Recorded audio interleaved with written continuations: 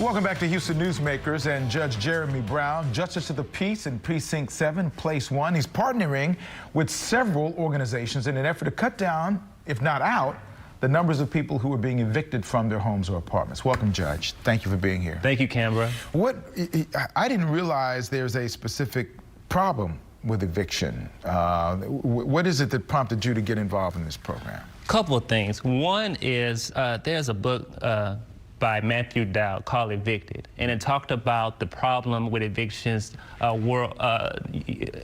the country. Mm-hmm. And one of the lines that hit home to me is that if being locked up is the story of poor black men, being locked out is the story of poor black women, meaning that overwhelmingly young African-American women are facing eviction at a higher rate than anybody else. Mm-hmm. So when I took the bench back in November, one of the main things as JP we do is our hearing eviction cases. And I see evictions every week. Every Wednesday I have an eviction docket. And a lot of them are young African-American women facing eviction, and they have children. So not only, you're really displacing families. Mm-hmm. So trying to figure out better ways that we can keep folks out of the courthouse and into their homes. So now you have several organizations, municipalities. Who's all partnering in this effort, this Eviction Prevention Program? It's a plethora of organizations. First, The Way Home, which is a coalition of a nonprofit and local governmental entities try to tackle homelessness. Mm-hmm. They're staffed by the Coalition for the Homeless.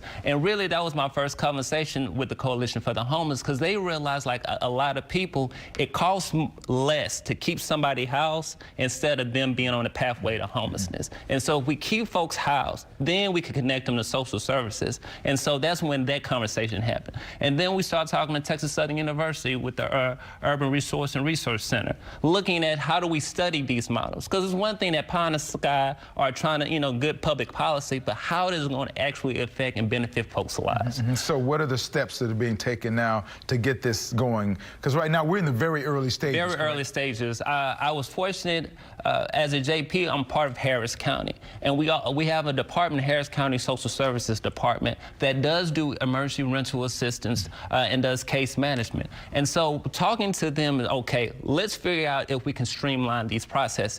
The landlords, the apartment association have been a big advocate for this program because they want good tenants as well. Mm-hmm. So instead of somebody, when they get evicted, right, the problem is the process of eviction is a short process.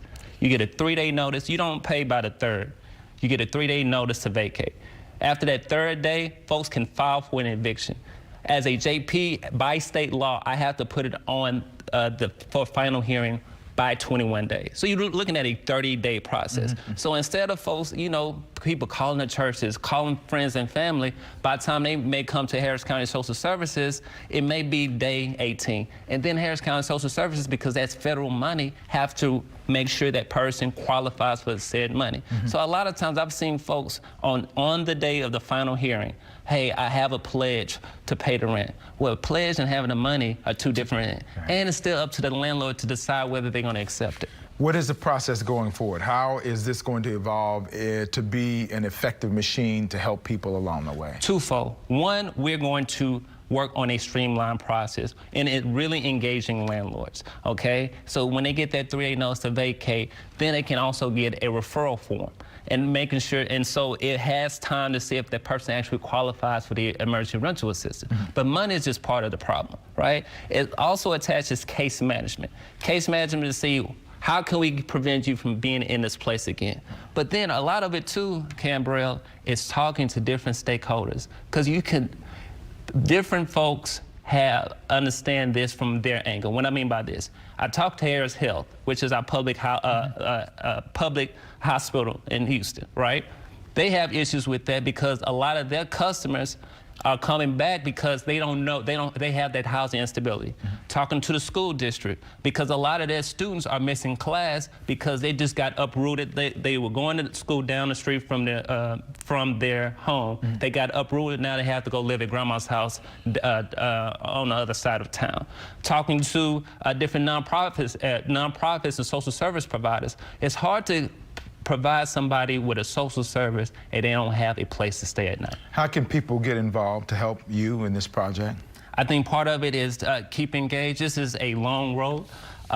We're going to have a series of stakeholder meetings December 3rd and 4th, talking about these issues with various stakeholders, philanthropic community, other social service providers, churches, because at the end of the day, a lot of folks, the first two places to go when they need help, they go to the church or go to their children's school. And so really engaging those entities and trying to figure out how can we work better. There's a lot of people doing wonderful work. It sounds like this is a great project. I didn't know the problem was as large as it is, but you being involved and being the spokesperson for this right now, at least, is a good way to let this be on people's radar. I'm going to put the information on our website, on the Newsmakers website, on click2houston.com for those who want to get involved and help Judge Brown and all those other stakeholders who are making this happen. Judge, thank you for what you're doing. Thank you for bringing this to light. A lot of people may not have known about this, and now they do. Thank you. Thank you. Appreciate it very much.